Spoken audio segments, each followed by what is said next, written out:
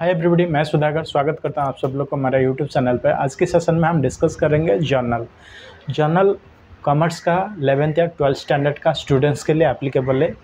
ये video generally उनके लिए एप्लीकेबल है। तो शुरू करते हैं आज का चैप्टर या आज का डिस्कशन। जर्नल की हम बेसिक एंड कंसेप्ट के ऊपर पहले डिस्कस करेंगे, फिर आगे बढ़ेंगे, उनका रूल्स एंड रेगुलेशन क्या होता है, फिर एक न्यूमेरिकल सॉल्व करेंगे। जर्नल जो वर्ड है फ्रेंच वर्ड JOUR जोर से डिराइव किया गया है। The word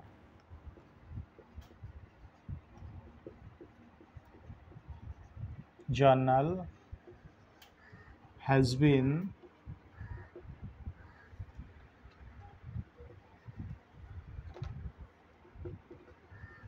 derived from French word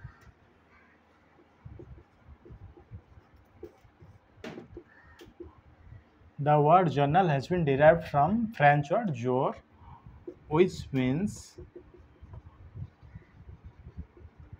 a day. Journal का जो वर्ड है वो फ्रेंच वर्ड जोर से डिराइव किया गया है, जिसका मीनिंग है day.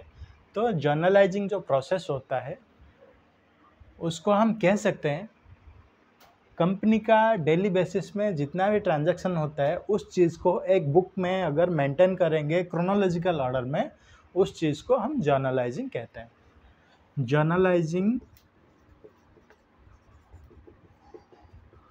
Journalising is a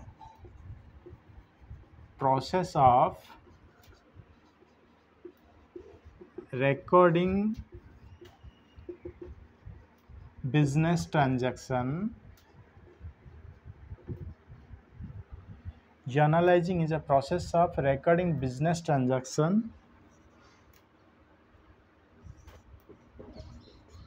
daily basis. Journalizing is a process of recording business transaction in daily basis, chronological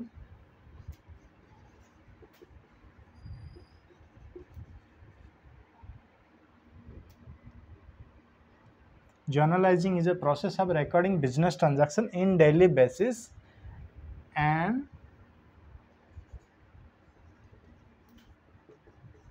in chronological order.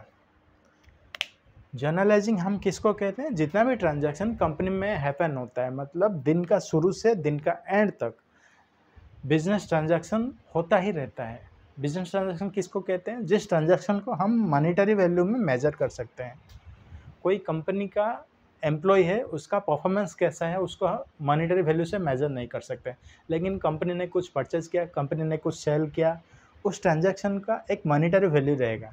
तो ये जितना भी ट्रांजैक्शन का मॉनेटरी वैल्यू रहता है उस चीज़ को डेली बेसिस में क्रोनोलॉजिकल ऑर्डर में एक बुक में हम रिकॉर्ड करते जाएंगे, तो उस चीज़ को हम जर्नलाइजिंग कहते हैं। तो जर्नल जो होता है एक डे बुक होता है। Journal is called a day book और primary book. Journal is called a day book और प्राइमरी बुक। जर्नल का प्रोसेस में, जर्नल बुक में जितना भी ट्रांजैक्शन रिकॉर्ड करते हैं उसको जर्नलाइजिंग कहते हैं। Transaction recording in journal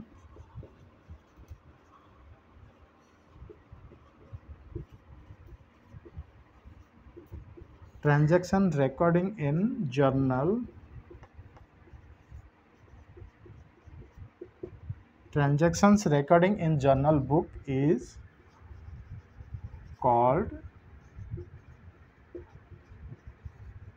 journalizing. हमने इधर देखा पहले जर्नल कहाँ से आया। The word journal has been derived from a French word जोर, व्हिच मीन्स ए डे। एक दिन को दर्शाता है जोर नाम का यह शब्द। जोर शब्द का अर्थ होता है एक दिन। तो उसके बाद हम देखते हैं जर्नलाइजिंग किसको कहते हैं। Journalising is a process of recording business transaction in daily basis and in chronological order. Company में दिन का शुरू से दिन का अंत तक जितना भी ट्रांजैक्शन होता है उस चीज़ को क्रोनोलॉजिकल ऑर्डर में सीरियली मेंटेन करना या रिकॉर्ड करने को प्रोसेस कहते हैं जर्नलाइजिंग प्रोसेस। अभी देखते हैं journal is called a day book. Journal जो बुक होता है उसको डे बुक कहते हैं, क्योंकि ये दिन का जितना भी ट्रांजैक्शन होता है उसका क्रोनोलॉजिकल रिकॉर्ड को मेंटेन करते जाता है। Journal is called a day book और प्राइमरी बुक मतलब स्टार्टिंग वाला बुक है, मतलब सबसे पहले वाला बुक है। Transaction recording in journal book is called journalising. जितना भी ट्रांजैक्शन होता है उस चीज़ को रिकॉर्ड मेंटेन करना प्रोसेस को जर्नलाइजिंग कहते हैं। अभी देखते हैं जर्नल का प्रोसेस, मतलब जर्नल हम अगर एंट्री बनाते हैं उसका रूल्स एंड रेगुलेशन क्या होता है।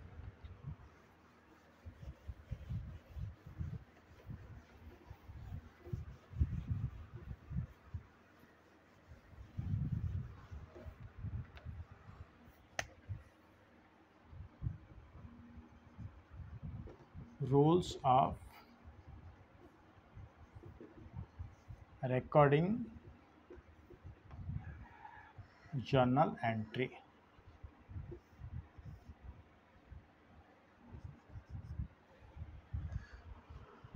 कुछ ट्रांजैक्शन अगर होता है कंपनी में, उस चीज़ को मेंटेन करना या उस चीज़ को रिकॉर्ड करना जर्नल बुक में जर्नलाइजिंग कहते हैं। जर्नलाइजिंग करने के लिए ट्रांजैक्शन को हम इंटरप्रेट करना पड़ेगा, एनालाइज करना पड़ेगा। For example, sales made by company ₹10,000।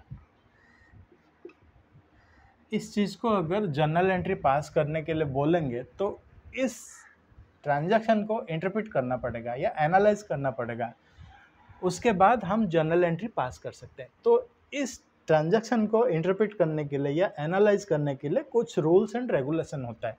उस रूल्स एंड रेगुलेशन को हम अभी एनालाइज करेंगे या डिस्कस करेंगे।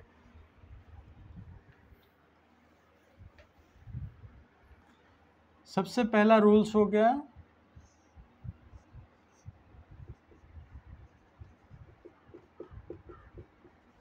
Traditional approach.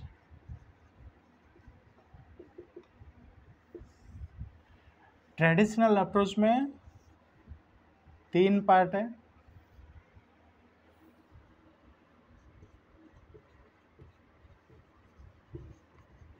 Personal account, real account, nominal account. Traditional approach का जो रूल होता है वो 3 भाग में डिवाइडेड है। पहला हो गया पर्सनल अकाउंट, दूसरा हो गया रियल अकाउंट, तीसरा हो गया nominal account.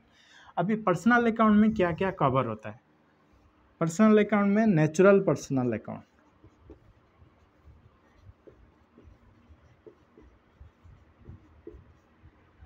Natural personal account इसका एग्जाम्पल है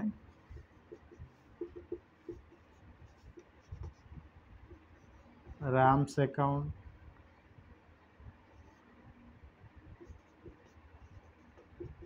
श्याम्स अकाउंट। दूसरा हो गया artificial personal account.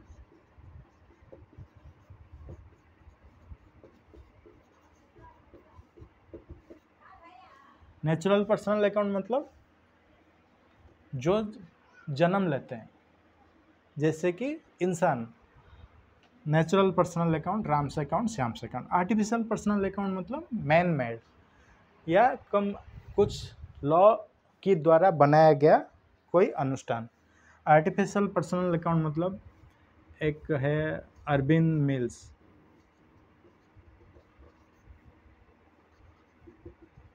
Arvind Mills account, Reliance Limited account.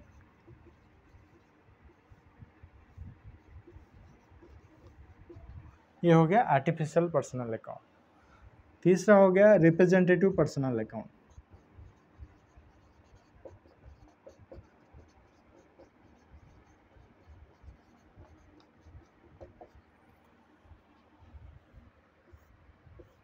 Representative personal account मतलब ये कुछ ग्रुप को अगर रिप्रेजेंट करता है।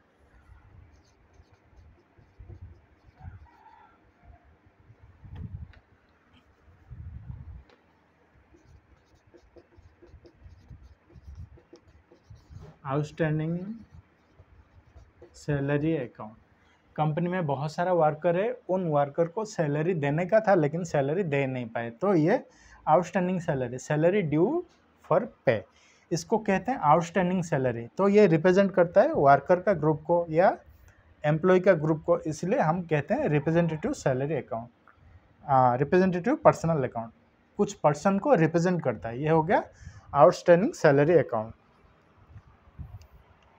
अभी देखते हैं रियल अकाउंट। रियल अकाउंट किसको कहते हैं? जिसको हम टच करते हैं, फील कर सकते हैं, जैसे plant and machinery, cash,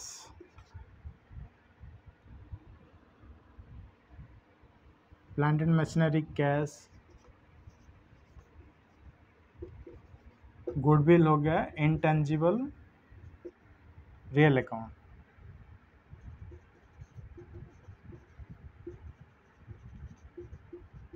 intangible real account किसको कहते हैं? जिसका वैल्यू है लेकिन उसको फील नहीं कर सकते हैं, टच नहीं कर सकते। गुडविल हो गया इंटेंजिबल रियल अकाउंट, जिसको हम टच नहीं कर सकते हैं या फील नहीं कर सकते हैं। प्लांट एंड मशीनरी, कैश, ये हमको छू सकते हैं, टच कर सकते हैं, फील करते हैं, इसलिए उसको कहते हैं टेंजिबल रियल अकाउंट। इसको हम कहते हैं, ये दोनों को tangible real account.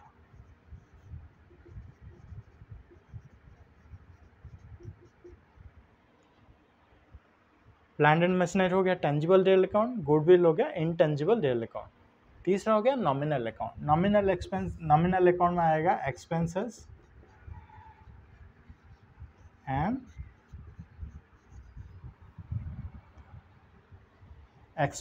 And losses, just like salary,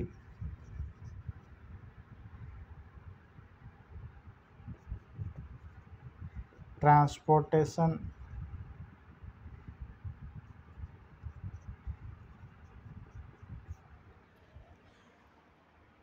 traditional approach में 3 भाग है। पहला हो गया पर्सनल अकाउंट। पर्सनल अकाउंट में नेचुरल पर्सनल अकाउंट, जिसको इंसान ने पैदा किया, जैसे कि राम अकाउंट, श्याम अकाउंट। दूसरा हो गया आर्टिफिशियल पर्सनल अकाउंट। आर्टिफिशियल मतलब कंपनी ने या लॉ के द्वारा निर्मित हुआ कोई अनुष्ठान है, जैसे Arvind Mills account, Reliance Limited account. तीसरा हो गया representative personal account. Representative personal account मतलब कोई ग्रुप को अगर रिप्रेजेंट करता है। आउटस्टैंडिंग सैलरी मतलब कंपनी ने सैलरी देने का था, सैलरी नहीं दिया, ड्यू फॉर सैलरी, मतलब सैलरी पेबल टू वर्कर्स या एम्प्लॉयज, इसलिए इसको रिप्रेजेंट करता है, लेबर का वो सैलरी को रिप्रेजेंट करता है, इसलिए इसको कहते हैं रिप्रेजेंटेटिव पर्सनल अकाउंट। दूसरा हो गया रियल अकाउंट। रियल अकाउंट भी 2 भाग में डिवाइडेड है। पहला हो गया टेंजिबल रियल अकाउंट, दूसरा हो गया इंटेंजिबल रियल अकाउंट। टेंजिबल किसको कहते हैं? जिसको छू सकते हैं, फील कर सकते हैं। प्लांट एंड मशीनरी, कैश हो गया टेंजिबल रियल अकाउंट का एग्जाम्पल। इंटेंजिबल रियल अकाउंट में गुडविल का वैल्यू तो है कंपनी के लिए, लेकिन उसको छू नहीं सकते हैं, उसको टच नहीं कर सकते। तीसरा हो गया नॉमिनल अकाउंट। नॉमिनल अकाउंट में एक्सपेंसेस लॉसेस को हम कंसिडर करके चलेंगे। एग्जाम्पल हो गया सैलरी, ट्रांसपोर्टेशन एक्सपेंसेस। ये था ट्रेडिशनल अप्रोच का। तो ट्रेडिशनल अप्रोच के लिए ये आपका जो जितना भी हमने डिवाइड करके रखा है, इसलिए एक अलग सा रूल्स है।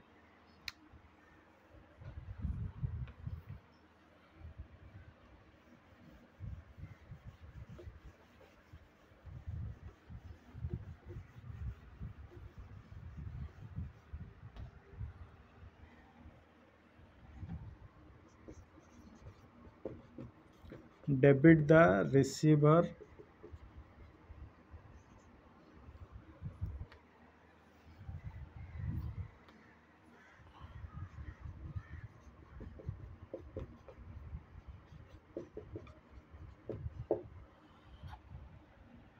ट्रेडिशनल अप्रोच में पर्सनल अकाउंट के लिए एक रूल है। ये रूल है debit the receiver, credit the giver. Real account के लिए debit what comes in, credit what goes out. Nominal account के लिए debit all expenses and losses, credit all incomes and gains. Personal account का जो rule है, debit the receiver, credit the giver. Real account का rule है, debit what comes in, credit what goes out. Nominal account का rule है, debit all expenses and losses, credit all incomes and gains. ये था traditional approach का rules. इस चीज़ को आप जस्ट रेफर कर देना, ये इतना हार्ड एंड फास्ट रूल नहीं है, आपको याद रखना पड़ेगा। मैं आपको जर्नल एंट्री जब करूँगा आपको अच्छे से नरेट कर दूंगा, ताकि ये ऑटोमेटिक आपका दिमाग में बैठ जाएगा, कभी भूलेंगे नहीं। इस चीज़ को अभी देख के आप परेशान ना होना, खाली समझने के लिए मैं आपको दिखा दिया, आप खाली ओवरलुक कर लेना। जब मैं जर्नल एंट्री आपको सिखाऊंगा तब भी आपको आसानी से समझा दूंगा, जैसे समझ जाएंगे आप फिर आप कभी भूलेंगे नहीं। तो बढ़ते हैं दूसरा रूल्स की तरफ, जिसको कहते हैं मॉडर्न अप्रोच।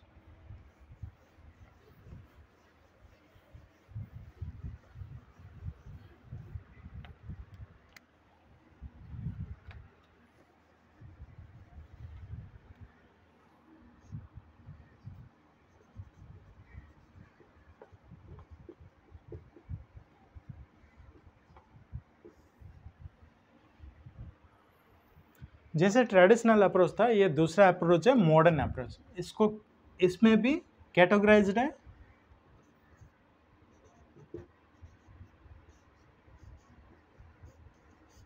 मॉडर्न अप्रोच के हिसाब से जर्नल एंट्री पास करने के लिए केवल 6 एलिमेंट है, वो 6 एलिमेंट के ऊपर आपका जर्नल एंट्री प्रिपेयर हो जाएगा।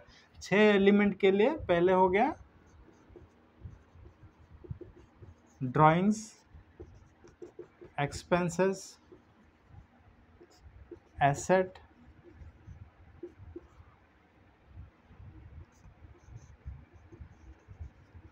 लायबिलिटी,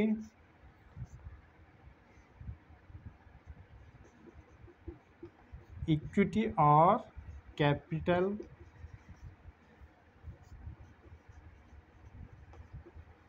रेवेन्यू और इनकम।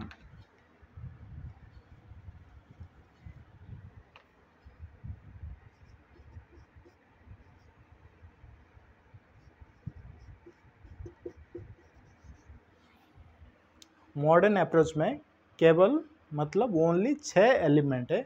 ये 6 एलिमेंट अगर आपको याद रख देते हैं तो जर्नल एंट्री पास करना एकदम आसान है। ये 6 एलिमेंट आपको ऐसे इनिशियल लेटर से याद रख लोगी तो अच्छा रहेगा। DEALER। डी में ड्राइंग, ई में एक्सपेंसेस, ए में assets, L for liability, E for equity और कैपिटल, आर फॉर रेवेन्यू और इनकम। ड्राइंग हमेशा डेबिट बैलेंस को दिखाता है, क्योंकि ये ड्राइंग जो होता है कैपिटल का ऑपोजिट है, रिवर्स है। Drawing always shows debit balance.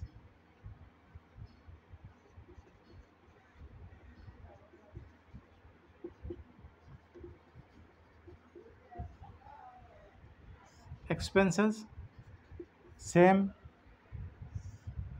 Asset same, liability shows credit balance, equity और कैपिटल सेम, रेवेन्यू और income same. Drawing always shows debit balance, expenses always shows debit balance, asset shows debit balance, liability shows credit balance, equity और capital shows credit balance, revenue और income shows credit balance. तो अगर drawing अगर बढ़ेगा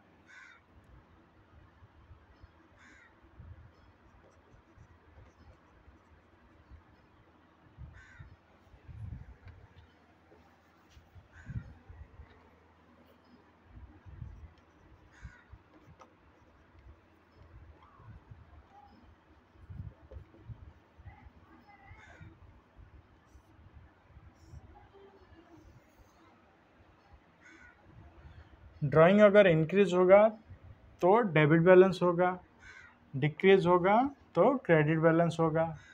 expenses अगर बढ़ेगा तो debit balance होगा, घटेगा तो क्रेडिट बैलेंस होगा। एसेट अगर बढ़ेगा डेबिट बैलेंस होगा, घटेगा तो क्रेडिट बैलेंस होगा। लायबिलिटी अगर इंक्रीज होगा तो क्रेडिट बैलेंस, डिक्रीज होगा तो डेबिट बैलेंस।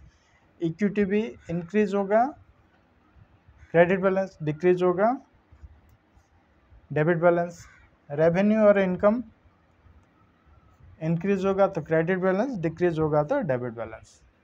ये था मॉडर्न अप्रोच। मॉडर्न अप्रोच का ऐसा सिस्टम है।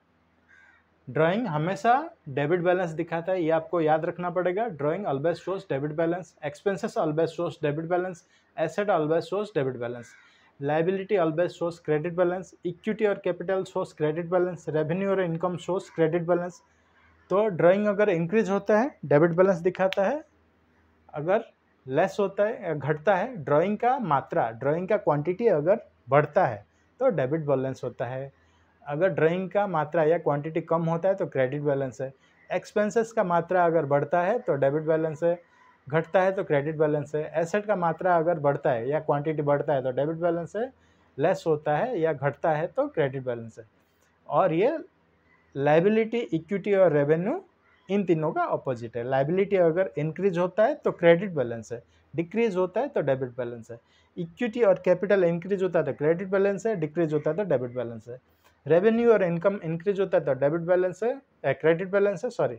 रेवेन्यू और इनकम इंक्रीज होता है तो क्रेडिट बैलेंस है, डिक्रीज होता है तो डेबिट बैलेंस है। तो ये था जर्नल का कुछ कंसेप्ट। ये वीडियो थोड़ा लंबा हो गया, फिर भी आप लोग रेफर कर लेंगे तो कंसेप्ट आपका क्लैरिटी में बैठ जाएगा। अगले वीडियो में एक न्यूमेरिकल, छोटा सा एक न्यूमेरिकल देख लेते हैं। ये वीडियो अगर आपको अच्छा लगा प्लीज़ लाइक कीजिए, शेयर कीजिए, सब्सक्राइब कीजिए। थैंक यू एंड नमस्ते।